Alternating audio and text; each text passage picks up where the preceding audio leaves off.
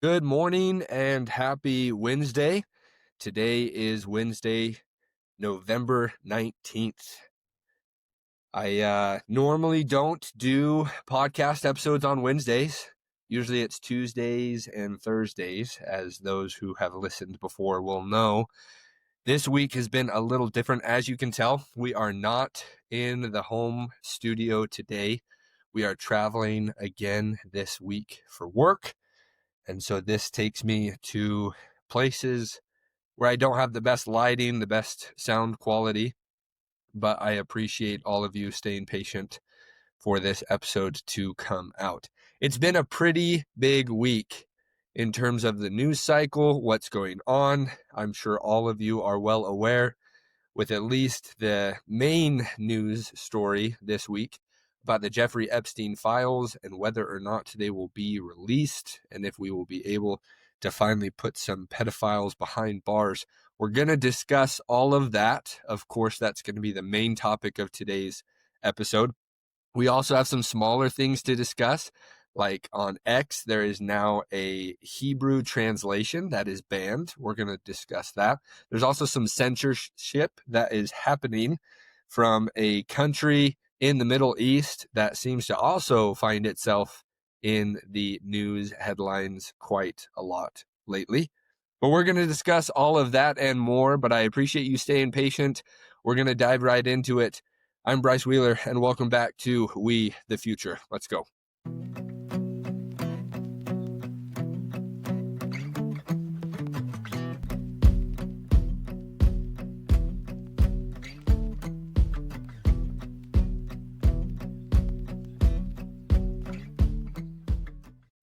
Alrighty, let's jump right in. So today's episode, I'm going to ask for your patience. I'm going to ask for just you sticking around with me. This is going to be all over the place. What we're going to talk about today, the main story, it's really messy, right? If you've watched the news cycle recently or in the last few years, you know that the entire Jeffrey Epstein storyline is one giant cluster of just messy, messy stuff. Okay? It's a shit show, for lack of better terms.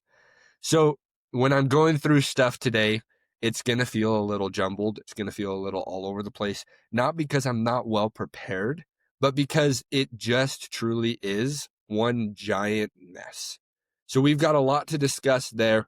I first want to talk about a couple things that happened both last night and a few days ago regarding social media posts and what is being censored, what is being shadow banned. So let's kind of jump into that. So if you remember back when we started to help Israel bomb Iran's nuclear facility, that happened in the summer, okay? So a couple months ago. When we were doing that, there were a lot of unhappy people on X from Israel who started to post a lot of messages that were very not America first or American friendly. Okay. And what I mean by that is there were quite a lot of people in the Middle East that were posting about how Israel's controlling America. Americans are idiots. Really, I mean, I'm giving you the PG rated version of what these people were saying, but they were saying some pretty horrible stuff. To the point where, I mean, here, I'll even open some up. That way we can see a couple of them, and I'll just read them out loud to you. So let me find a few of these here. I don't even know if I saved them. If I saved them, then I'll read them to you. If I didn't save them, then there's not much that I can go over. Okay, here we go. Yeah. So let's see here. So as of November 16th, so this is just 3 days ago, translation from Hebrew is now disabled on X. Okay. So when you ask for translation, it's not going to happen. Why was X forced to do this? That's the question, right? The reason why they were forced to do this It's because there were tons of reports of automated tools that were exacerbating inflammatory content through literal or inaccurate renditions. Okay. So this is because there was a spike in policy violating posts that translations amplified globally. Okay. That's what they're saying, right? So its intent was to basically short-term safeguard, making sure that X is reviewing data for potential, issues, problems, flagging content, stuff like that. Well, here are some specific examples. Okay. So there were some people that had to be moderated that were tweeting or, like I said before, posting on X in Hebrew. And then when you would translate it to English, there would be rhetorical phrases like burning their homes, threats to America, threats to global wars, hyperbolic war slogans, genocidal calls, right? They were saying some pretty horrible things. And so not only was it focused on what was going on in Palestine and the entire Gaza Strip, but it was also focusing on Americans and, like I said before, just being extremely rude to Americans, saying that America was run by Israel, saying that the government of Israel controls America. And so all of this was happening, and now it's being censored in the sense of it's gone. It's not even going to show up. It's not even going to happen. People that were able to before translate it into English and get a better understanding of what was being said by these people, it's no longer happening. So now they're protecting hate speech. Okay. Now I know on X and on these other platforms, there are specific guidelines or rules or regulations that you have to follow. Completely on board with that. But now they're being completely protected. Okay. So the horrible things that they're saying before, you don't have to worry about that being out there anymore because it's completely gone. It's protected by X. They're not even going to be able to see it. Right. So this just goes to show you that Americans who want to point out things like, hey, what's going on over there? Why are there people saying this? What are they meaning when they say this? Anti-American things that are being said. Now that's completely gone. You can't even translate it from Hebrew into English. It's just completely redacted or protected. Okay. So this plays into a greater theme, a greater issue, which we've got to do an episode on here soon. It boggles my mind that this is actually happening, right? That we live in a world where there are literally people on the other side of the country that hate us, that we're still defending, that we're still sending money to their government.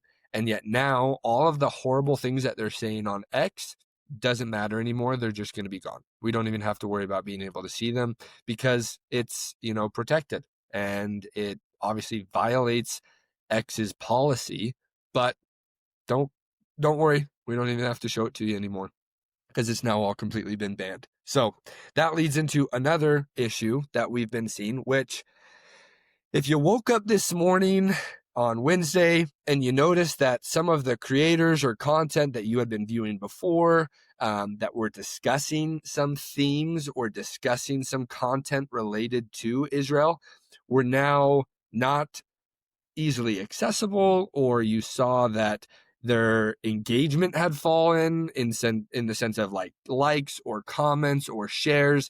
Now it was reporting that some of these posts had less than what they did before. That's a reason, or there's a reason to it. Okay. So now there's a censorship that the Israeli government has paid for. And so last night it turned on. And what's happening with this is any posts or content that is criticizing the government of Israel is now being targeted and tagged. Now it's banning content, and they came out and said this, right? I could show you the literal, the clip of it, is now being banned if there's any content about Zionists or Jews running the world, hateful content towards Israel. And so all of this is happening, and it was announced by social media and by Meta that they were going to be doing this. And now it happened. It happened last night at midnight or whenever, it went down to the point where now you wake up and you can't find that content. You can't find situations like that. And so all in all, you can criticize the American government. You can make a post about that. You can talk about how much you don't like the American government. Any of that is free game.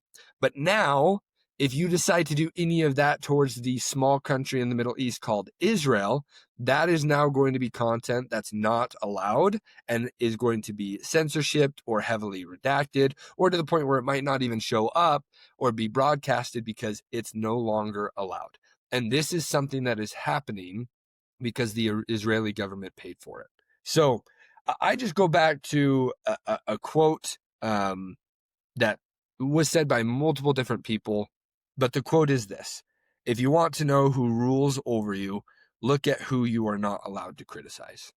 And I'll just leave it at that because A, we've got plenty of better things to talk about, or in my opinion, more pressing things to talk about. And B, we're going to do an episode on this sooner rather than later because it's getting out of hand. It's getting to the point where it's so annoying that we have to tiptoe around a specific country, that we can't criticize it, that we can't say anything negative towards it, towards its government. We can't question what we're doing as an American government for that country. We just have to completely be on board, or we're going to be called like anti-Semitic. We're going to be told that we are no longer American, that we aren't, valuing the allies that we have in our world. It's just getting to the point where it's absolutely ridiculous. So those are two stories where if you didn't hear about them, now you did. And hopefully, as I've always said, my goal is to educate you into what is going on, especially these smaller little news stories that probably don't get publicized or broadcasted. And so you probably missed out on those. But let's jump into what we're going to talk about today, which is the Epstein story timeline. Okay. And why this matters. So if you haven't been caught up, if you haven't been in the news cycle or reading what's going on, it's probably a good thing to give you a little refresher, because at the end of the day, what's been happening is, in my opinion, it's confusing. It's a lot. It's a bunch of different information that's, being broadcasted all at once. And so for those of you who don't stay in the know with the media, for those of you who are unaware with what's going on, I feel the need to just kind of give you a brief overview into what's happening and why this is something that is important in terms of why it matters to you and what's going on. So let's just break down a little bit of a timeline so that all of you can have a better idea before we jump into what's currently happening with the issues. So here's a little summary. Okay. So back in 2015, President Trump, obviously running for president at the time for his first term in office, he comes out in an interview and he says that there is an Epstein Island, and basically leaks the story right then and there in front of the press. Just leaks the story and starts this entire process of letting people be aware of what's going on. Now, Jeffrey Epstein was already known to be a pedophile. He was already known. He had already been charged for multiple different things. But then during that, press interview with Trump, that's when it actually became important for the media, for the news cycle. That's when it really became known. So Jeffrey Epstein, in a nutshell, he was a financier who was convicted of sex offenses. He died in federal custody in 2019 during the first Trump administration while he was awaiting sex trafficking charges. Many believe that he maintained a broad network of associates, and it's now been leaked that this was actually the case, that he had a broad network of different people, very high-rank government officials, billionaires, influential people in the media, in Hollywood, all over the country. he had a high network, or a broad network of people that he was close associated with. Okay.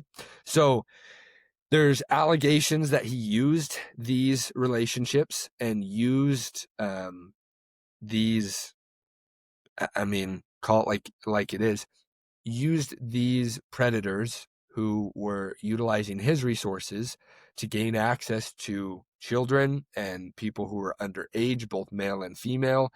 He was using those as leverages to be able to maintain a client list with predominant figures, to be able to then blackmail them or get them to do exactly what he wanted to do or other people wanted to do. Now, there's so many different levels to this, and it's so deep that, I mean, we could spend an hour, or, sorry, not an hour. We're going to spend an hour. We could spend multiple hours, multiple days talking about this, and we're never going to get to the bottom of this, because this is corruption that runs so deep in both our country, in the world, in institutions and businesses that we all interact with on a day-to-day basis, that it just, we don't have enough time, even though I wish we did.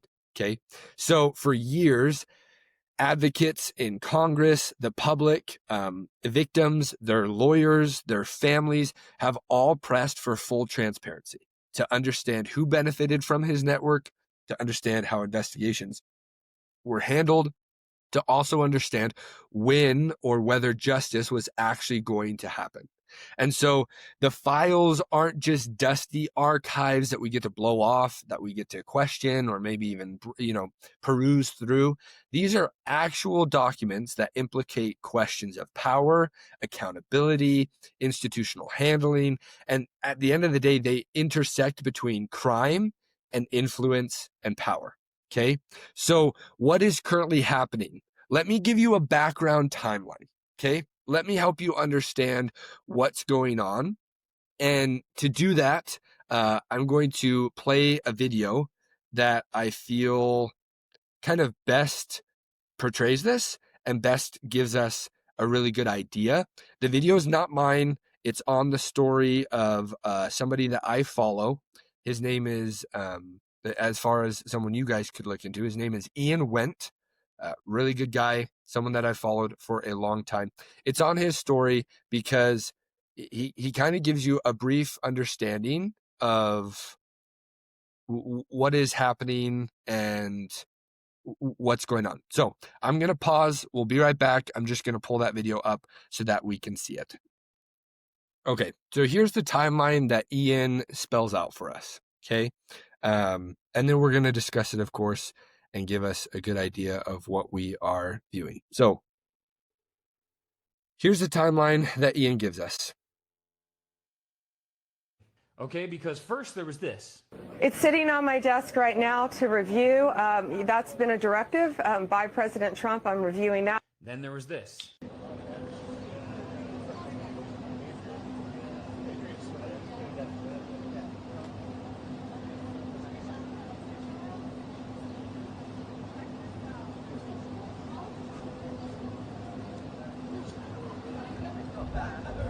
This. Looking at these documents going, these aren't all the Epstein files. There were flight logs, there were names and victims' names, and we're going, where's the rest of the stuff? So based on that, I gave them the deadline, Friday at 8, a truckload of evidence arrived. It's now in the possession of the FBI. Cash is going to get me and himself, really, a detailed report as to why all these documents and evidence had been withheld. And then there was this. James Comer said yesterday that all the Epstein files are missing. We still haven't heard from you. No, the FBI, the FBI, they're reviewing, there are tens of thousands of videos of Epstein with children or child porn. And there are hundreds of victims.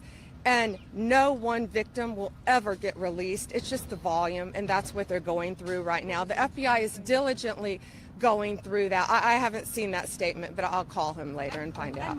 And this? Are you still talking about Jeffrey Epstein? This guy's been talked about for years. You're asking, we have Texas, we have this, we have all of the things. And are people still talking about this guy, this creep? That is Unbelievable. And then there was this. Dropped the really big bomb. Donald Trump is in the Epstein Files. That's the real reason they have not been made public. Have a nice day. Jesus Christ. I'm not participating in any of that conversation. What between is he? Elon and Have a Trump. nice day. But Donald Trump is in the Epstein Files? I mean, does he have access to the Epstein Files? I don't know how he would, but I'm just staying out of the Trump Elon thing. That's way outside What my the lane. fuck are they doing? And then there was this. Look, the whole thing is a hoax.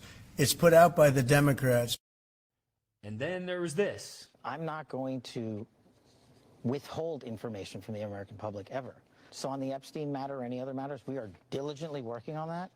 And it takes time to go through years of investigations, years of political maneuvering, and years of cover-up to get the American people what they deserve. And that's what I'm going to give them. Okay.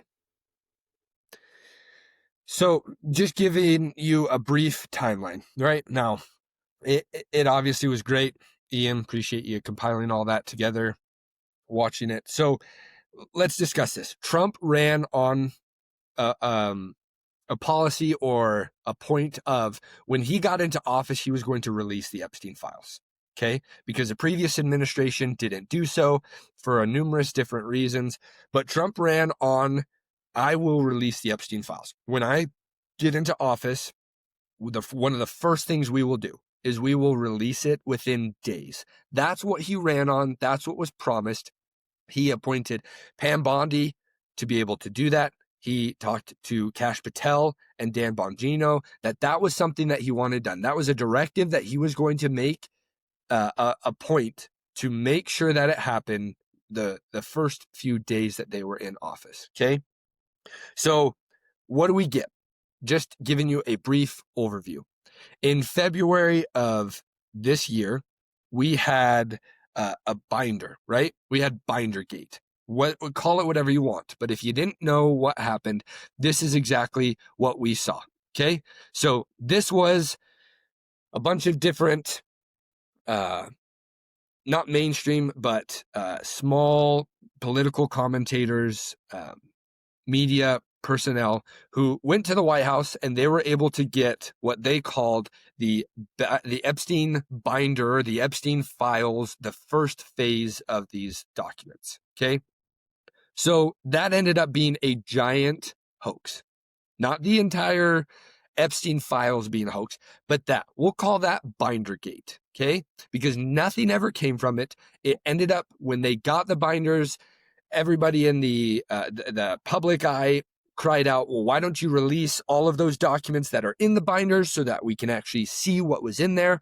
They released them. They uploaded them online. People combed through them. And there ended up being nothing new that was released. It ended up being information that we already had, documents, emails, things that just we already were made aware of. So there was nothing new. Okay.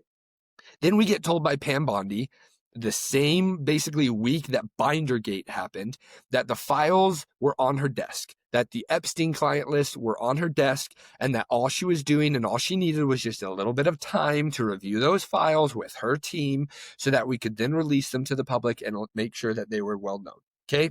So that all happened in February. Let's move on to July. Okay. So months later, on July 6th, we get told there are no files. There's no client list. There's nothing that we need to be released, that this whole thing just doesn't need to happen, that it's not even relevant, and we're just not going to release it anymore because it doesn't even exist. Okay. So we went from it's actually something that's happening, it's actually something that we need to get to the bottom of, to it's no longer, it's not even there. It's not even a real thing, to the point where the next day, on July 8th, Trump is in his in the briefing room, and a reporter asks him about it. And his response is, you probably saw this if you didn't see it. Excuse me, look it up. His response to that reporter is, are we still talking about Epstein? Are we still talking about this creep? Like, let's move on from this. Let's actually discuss things that's happening in our country. Why are we still talking about him? Well, we're still talking about him because a point that you made clear to the American people, that you were going to release everything that was behind this guy and this dirty, call him whatever you want, right? Pedophile. was going to be released, and that's something that you ran on and the American people cared enough about that they actually wanted to happen, hence the reason why they voted you into office, you are now telling the American people that there is no list, that everything we've been saying for months, it's not true. It's not there. Of course, we're still talking about this. So let's fast forward to now, okay? So a few weeks ago, when Representative Thomas Massey and Marjorie Taylor Greene, when they were coming out saying that they are going to take a stand and that they're going to bring bring policy to the floor of the House of Representatives to actually vote for releasing the files, Trump came out and basically disavowed both of them and said, I'm not supporting you. I'm actually going to pay a bunch of money and try to get your seat gone from you. I'm going to try to primary against you so that you're not reelected. Trump went from, we are going to do this to any Republican who tries to vote for releasing the Epstein files, to a complete 180 once again. So he's done multiple terms or turns. Now, look, I'm not going to say this. He did multiple turns to the point where there is a list. We're going to release it. There is no list. Why are we talking about this? If you, as a member of the House of Representatives, decides to vote for this bill to actually release the Epstein files, I'm going to primary against you. I'm going to disavow you. You will no longer be a part of the MAGA movement. You will no longer be welcomed in the Republican Party. To just recently, he said, all right, look, release the files. Release them. Let's just get them out there because this is one big Democratic hoax Democrat hoax that we just need to, all right, release him, right? Jeffrey Epstein, he was mainly friends with the Democrats, so let's release the files and just get this out of the way, okay? So he's gone completely in multiple directions, right? He finally comes out and says, yeah, release the files. Well, wait, I thought the files didn't exist. Back in July, you told us that we're crazy if we're still talking about them, but now you're telling us that they actually exist? After your head, the Attorney General, Pam Bondi, she said that they don't exist? Hold up. Something's not passing the sniff test because it smells like shit. Okay? Now, here's what I'm going to say, and then we're going to dive into what's currently happening. I'm being critical of Trump, and I'm being critical of the Republican Party, because this is something that goes beyond political sides. This is something that goes beyond who you voted for, what your views are, what our belief of what America should be or shouldn't be. This is deeply rooted in this main concern that I believe the American people have as a whole. The question that we want answered is this: is our government, is our country, are the leaders that we elect pedophiles? Are these people that are corrupt? Yes, of course they are. That's straight, and that's pretty clear. Left, right, center, whatever you want to call them in terms of their political affiliations, they're all corrupt to some degree. But are these people pedophiles? Because America obviously has a major problem with sex trafficking and children going missing and children being brought across the borders. America is obviously the #1 country when it comes to viewing and creating child pornography. But we want to know this: are the people that we are electing as our officials to lead our country, are they caught up in this? Are they actually ones that are causing this to happen? And are they ones that are actively participating in this? Because if they are, this is my personal opinion, bring the entire government down. Bring the entire government down. I've seen some people on social media, podcasters, asking each other, okay, well, what is the goal of all of this? What are we hoping for? Are we hoping for there to be people thrown in jail and held accountable? Yeah, I would say that's huge. That has to happen. Are we looking for the government to basically be exposed? Yes, we are. And I saw someone ask on, I think it was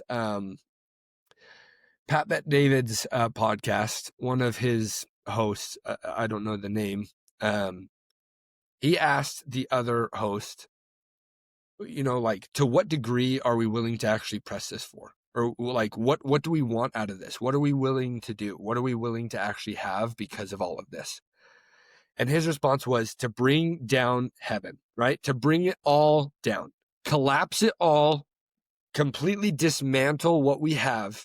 Because if we have a government that is ran by corrupt individuals who are pedophiles, who are actively participating in this, who are going around blackmailing each other because of this, if we are being controlled as a government, bring it all down.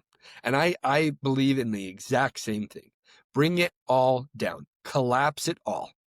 Because I would much rather have that than have a country or leaders that are actively participating in this that are now trying to completely cover it up and brush it underneath the rug. So I'll say that. But let's talk about what is going on currently right now. Okay?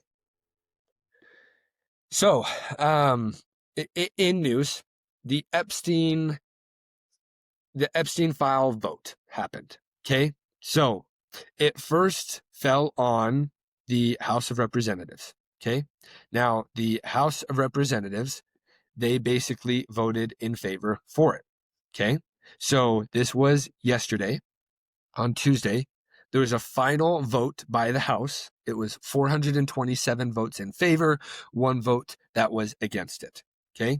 So Congress passes the bill to force the release of the Epstein files. Well, where does it go from there? It then goes to the Senate. Well, the Senate last night unanimously agrees to send the Epstein bill to Trump's desk.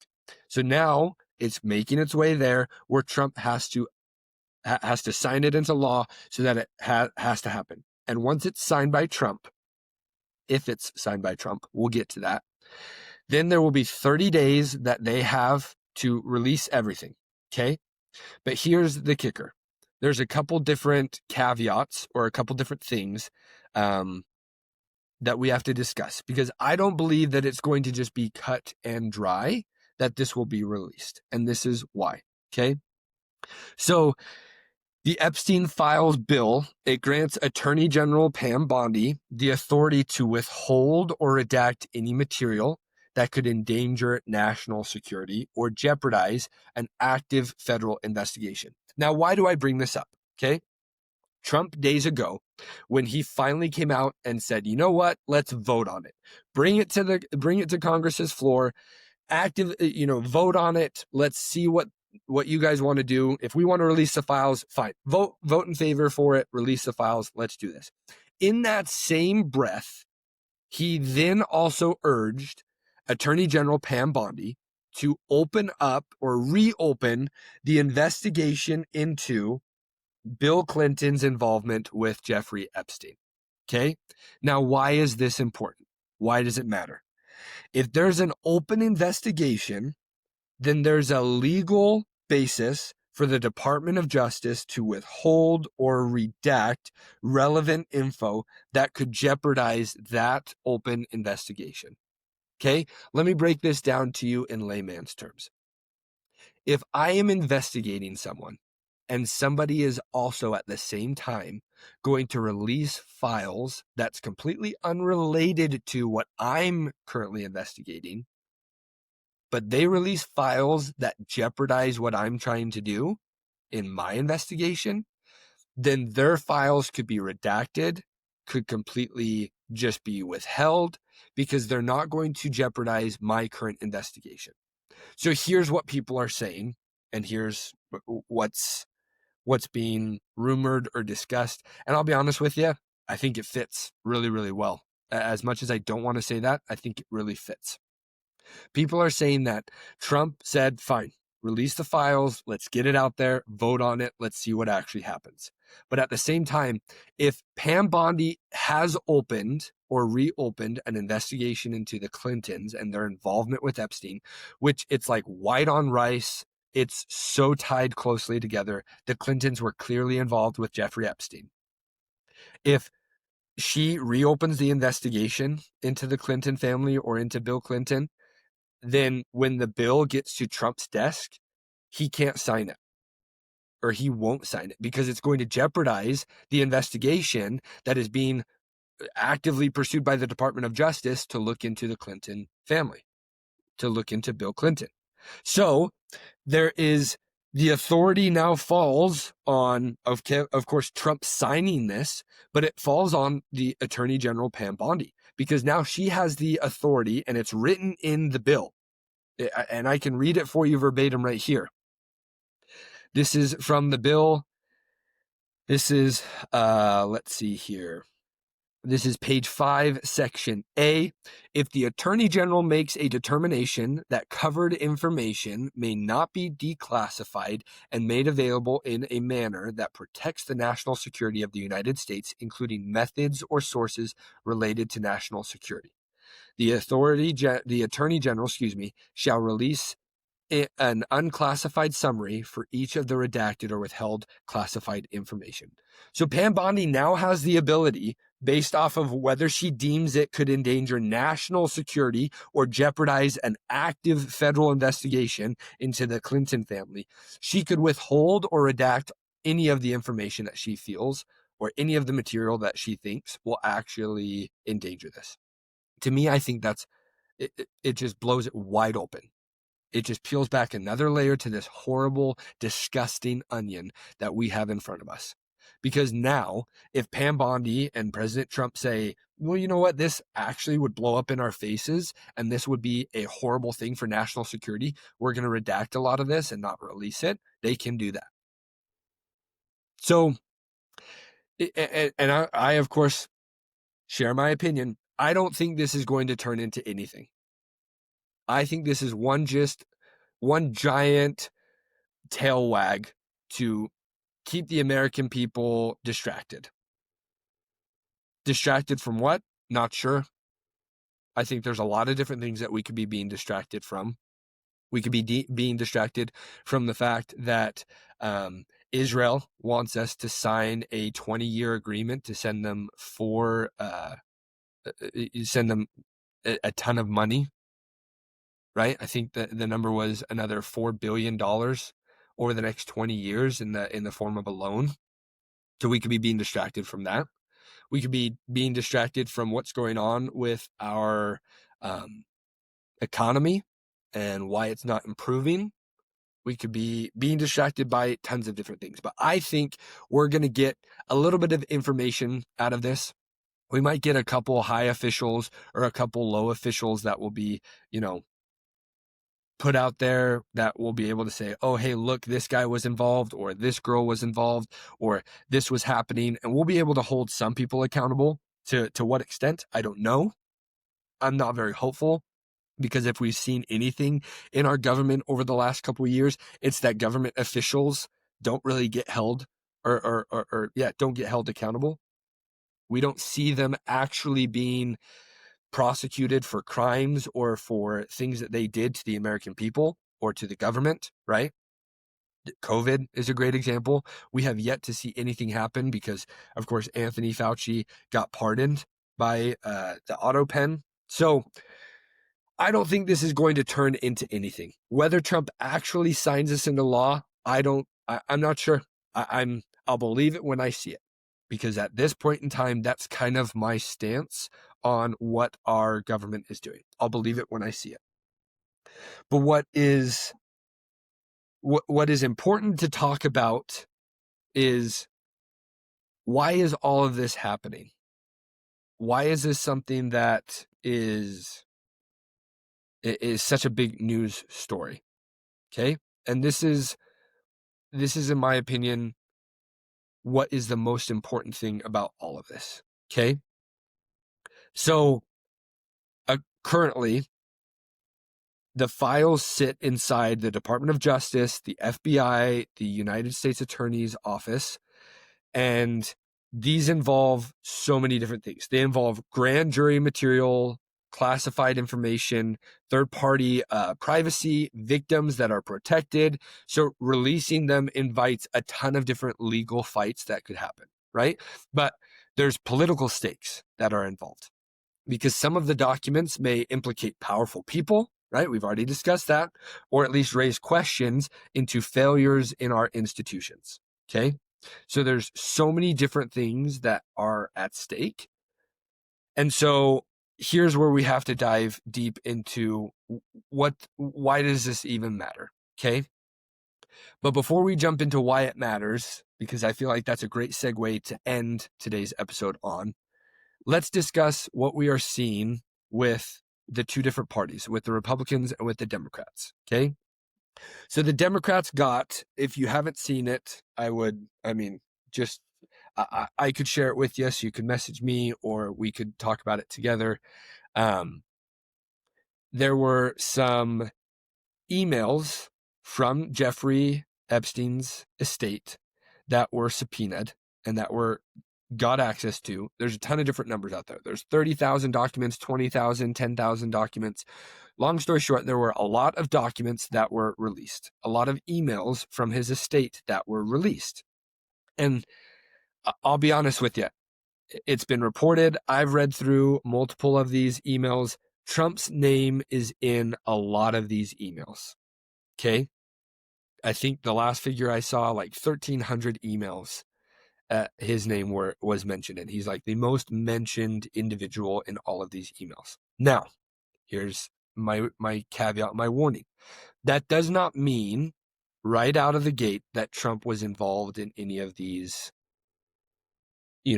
sex trafficking or abuse of women or children or underage people. It is questionable. I think we reserve the right to be able to say, okay, that smells a little fishy, but of course, let's read more about it. Okay. So the Democrats release all of these documents, and their whole goal is to get you to basically play a whole gotcha on President Trump. Okay. Now, one of those emails I'm going to pull up right now. One of those emails is between Jeffrey Epstein and Michael Wolff. Michael Wolff, if you don't know who Michael Wolff is he's a lawyer of Jeffrey Epstein's. So this is an email that is between Jeffrey Epstein and Michael Wolff. And let me pull this up here so we can get a good idea of what we are viewing. Okay, perfect. So let me share my screen. Of course, if you're just listening to this, I'll read the email so you can have a better idea. Okay, so this is an email that is direct correspondence between Jeffrey Epstein and Michael Wolff. And this is what it says. Okay, so it's redacted, Mar-a-Lago, then another redacted, and it says, Trump said he asked me to resign, never a member ever. Of course, he knew about the girls as he asked Ghislaine to stop. So the Democrats release this email. They release all of these emails with basically one giant gotcha is their entire goal. So this email is talking about how Trump and Epstein had a falling out. Call it, if you want, call it that. The falling out happened when Trump basically told Epstein he's no longer a member of Trump's private club, Mar-a-Lago. Now, there's so many different theories as to why this happened. The theory is Trump found out about Epstein's abuse and pedophilia with underage girls. He found out about what Epstein was doing. The other theory is, and this is what Trump has come out and said, that he banned him from Mar-a-Lago and kicked him basically out of his club because Epstein, kept taking girls or employees that were employees of the club, kept taking those employees from Trump. And so Trump finally got to the point where he's just like, you keep taking my employees, I'm cutting you off, you're no longer a part of my club, right? Now, multiple of these girls that were taken from Trump's club as employees and then hired by Jeffrey Epstein, they were abused, okay? Whether Trump knew that or not, I don't know. I hope we find out, because if Trump knew, I hope he actually did the right thing, which we do know he has done the right thing, right? one of the attorneys or victim lawyers, Bradley Edwards, came out and said that Trump was one of the only people who helped them and cooperated with the entire process of trying to get to the bottom of and trying these lawsuits against Jeffrey Epstein in response to or for the behalf of the victims. So if Trump actually was one that came out and cooperated with the lawyers and came out and told them all the truth, then great, right? But what I'm afraid of happening is what a couple of people have mentioned, including Jeffrey Epstein's brother. Okay? And this is my fear, is that I got to think of, this is my fear. My fear is that we will see these files released, but that we will see them redacted, that we will see them heavily censored, that we will see them basically just be completely wiped clean on the people that we're trying to hold accountable, right? Now, Jeffrey Epstein's brother spoke to a news station recently and brought this whole point up. He claimed that this is what Jeffrey Epstein's brother said. He said that Jeffrey told him that he had dirt on Trump. And this is Mark Epstein, the brother of Jeffrey Epstein. He told him that he had dirt on Trump, that Jeffrey had information, and that you could see it in the emails, that Trump could deny it all you want, right? Deny it all you want, Mr. Trump. But that's pretty clear that Trump is lying because he knows a lot more than what he's letting on to. But Mark Epstein, Jeffrey's brother, further said that he thinks and he believes that if documents are released to the public, that they will be cleaned, that they will basically withhold reliable information and redact or take out names of certain Republican officials that are mentioned in the emails before they're ever publicated or brought to the public's knowledge. Now, this is something that is not just Mark Epstein that is saying. It's not just me that's saying this. This is something that actually could happen. And the reason why I say this could actually happen is because right now it's being released by President Trump and his department, by his administration. They have the power to redact things. They have the power, and Trump even said it, okay, release the files because all that's going to come out is the Democrats. The Democrats are the ones that were friends with Jeffrey Epstein. They're the ones that are going to be basically exposed for everything that they were doing with Jeffrey Epstein, that this isn't that big of a deal to Republicans, and that this is going to blow up in the Democrats' face. Although this might be true, and although, I might believe that that's actually the case, what we are actually seeing and what could actually happen is something that is completely on the reverse side of this. Okay. So I'm going to show you a video of a Department of Justice official saying that, basically saying exactly what Mark Epstein said. Okay. He basically claims that Republicans could clean things up. And so before I continue, let me just show you this video. This is Department of Justice official Joseph Schnitt. He was caught on a hidden camera in September. And this video is showing him saying that Republican names would basically be redacted from the Epstein Files if Trump decided that he was going to release them. So let me show this video to you here. Not at all. If it does, it'll be heavily redacted, and his name won't be in it. But those files do exist. There's files. Yeah. For sure. There's, thousands and thousands of pages of files. But again, if they're released in any way, it's going to be very redacted. They'll redact every Republican or conservative person in those files, leave all the liberal Democratic people in those files. and having a very slanted version of it come out where it's like, look at what he's doing without really seeing any of their bad behavior.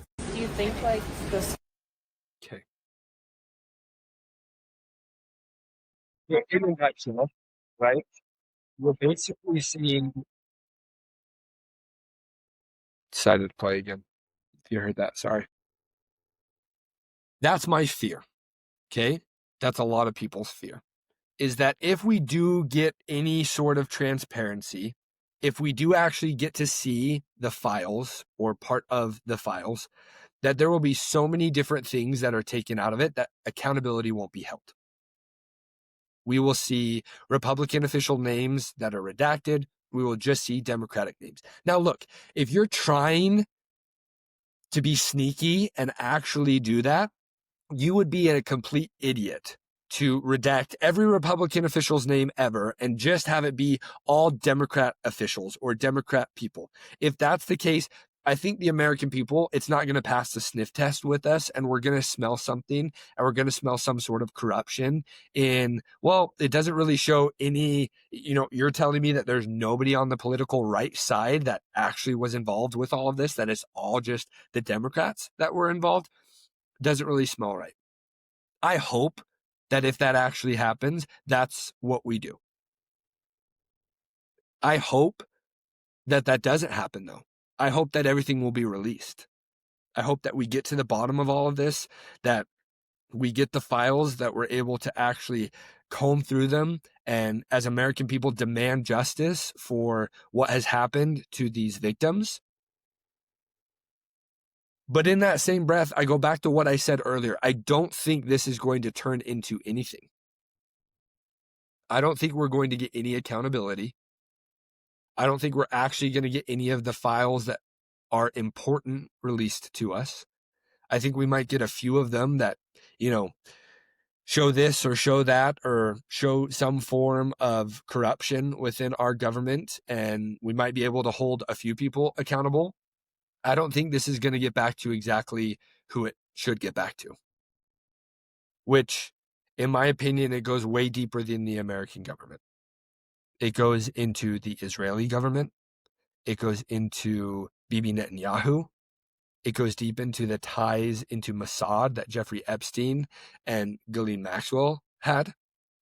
It goes way deeper, and I just don't think we're going to get to the bottom of it. I don't think we're going to get any transparency. Because unless everything's released and we can clearly show that there were not only just our country and our government involved, but multiple governments, multiple international government officials, multiple countries were involved in all of this, and it all just gets laid out in front of us, and we get to basically hold everybody accountable and, in my opinion, start hanging rope from trees, I don't think we're going to get all of it. I just don't see a world. I don't see a situation happening where that's the case. Now, some people argue that this is Trump playing 5D chess, that this was always his plan to hold Democrat officials accountable. I don't think that's happening. I really don't. I did think that Trump was using this and was playing really, really well, straightforward, strategic chess. So that he could hold people accountable. I don't see that happening anymore. I just don't.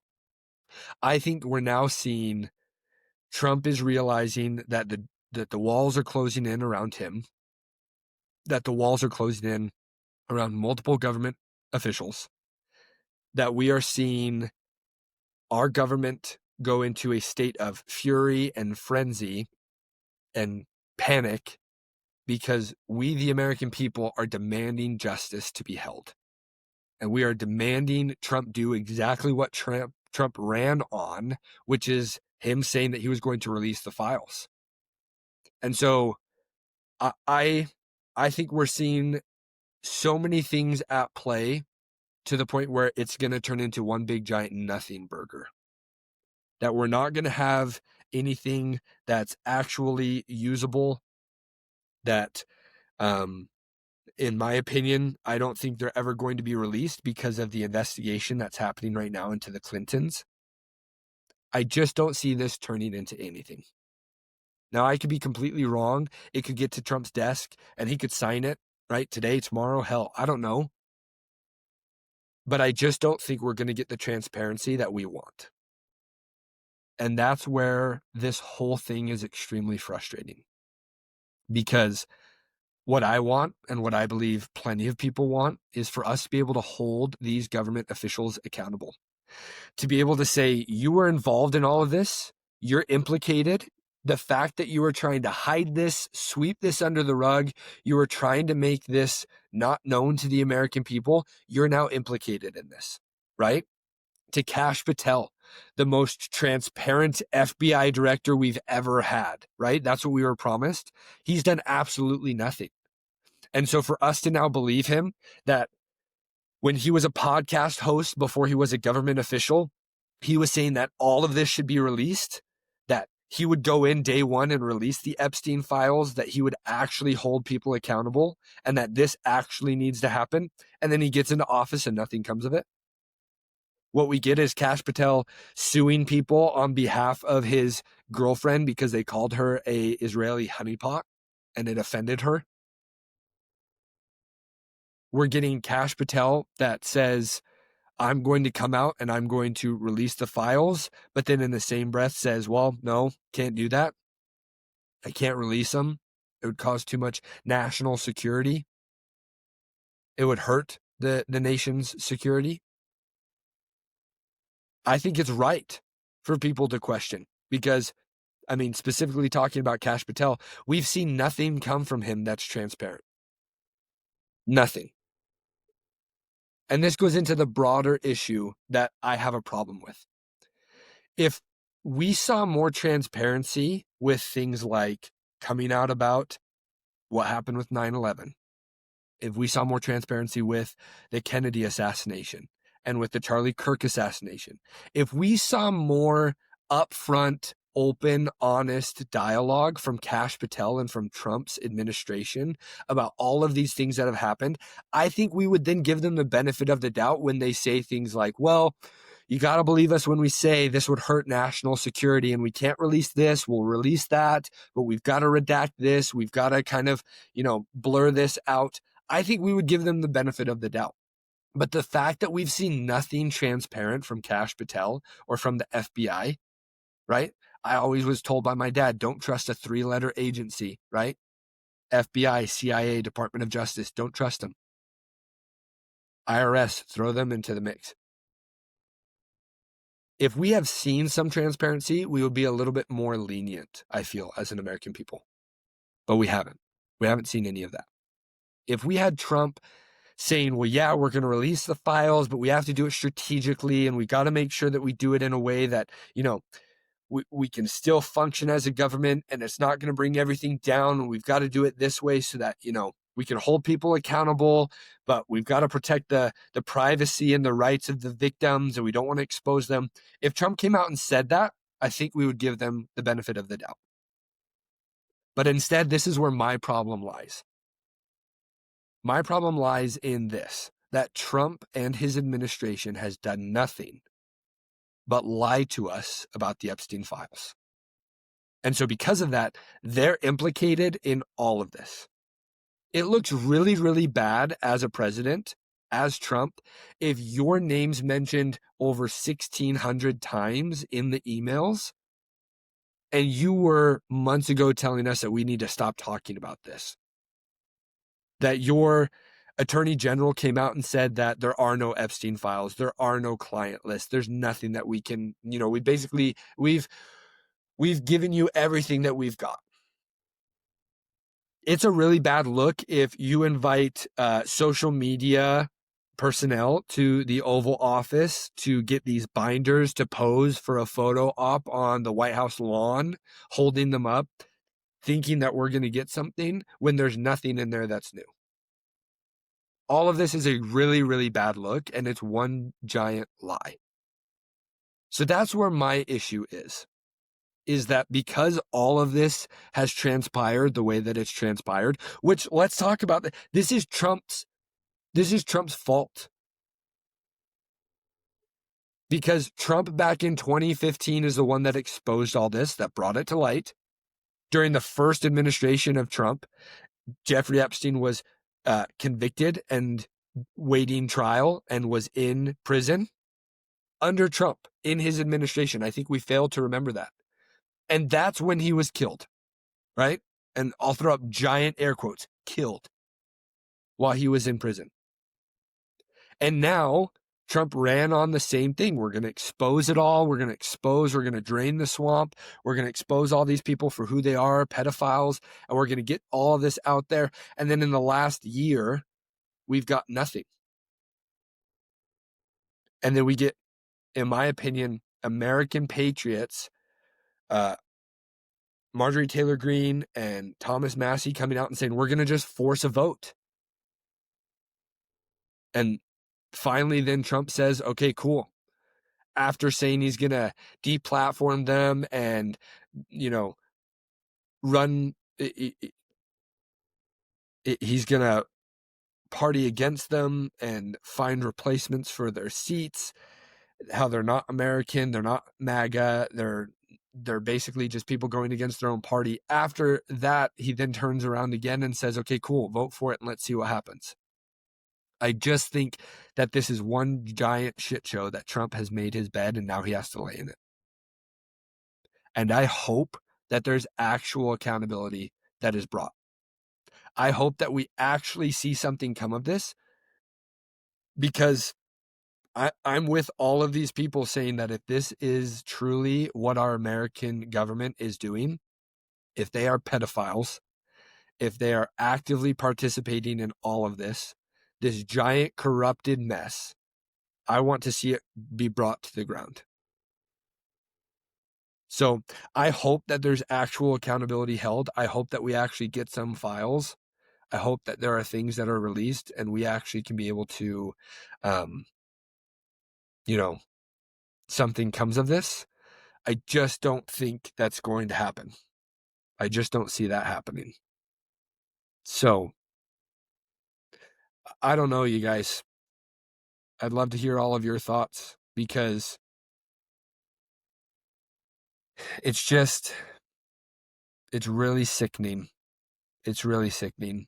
I felt sick this entire last few days when I've been researching all of this and trying to put information together for this episode, because it's really, really sickening. And we're already seeing cover-ups happen, right? Stacey Plaskett, she was caught texting Jeffrey Epstein back and forth.